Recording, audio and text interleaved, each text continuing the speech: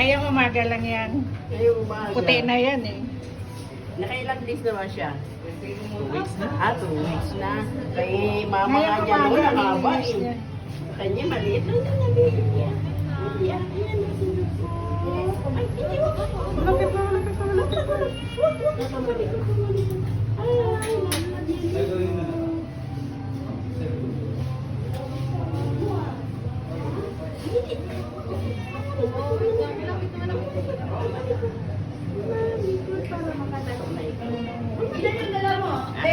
Parang after nito, ano ka na? Pwede ka na maligo. Pwede na siyang tanggalan daw? Yes po ma'am. Ng color. Pwede na siya makasalumuha doon sa mga kapatid niya. Pwede naman. Kasi gusto na niya tama sumay sa duyan. Wait lang, bebe. Wait lang, saglit lang. Hindi pa. Ay, hindi pa tapos na. Saglit lang, saglit lang.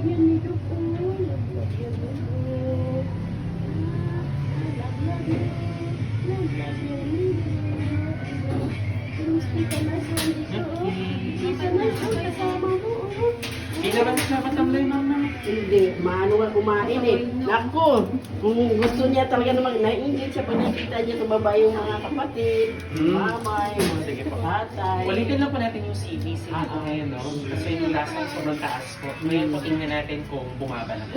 Nung Thursday daw, di ba, bumalik kami ng Wednesday? Yes po. Pagka Thursday, nakita na namin ng umaga, may discharge siya dito. Sabi ko, uy, ito na siguro nung ano, kasi di ba, inano mo ganyan, baka siya yung lumabas. Pero wala na ngayon, wala noon. Sige, sige po. Nabag-spray mo ka, mas kamay mo. Opo, saglit lang po. Walang si Dr. Opo. Saglit lang po.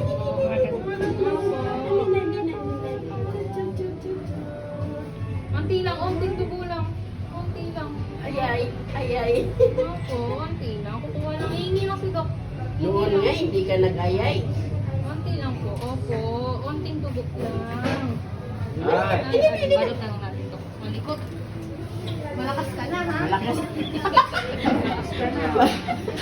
Kailangan ka na takpan. Kailangan ka ng... Oo, kasi naninipa. Kaya nagugutom ako makatulog kaya makakain. Gawin kang siopaw. Wala ako. Wala. Wala. Love yan eh. Love. Ay.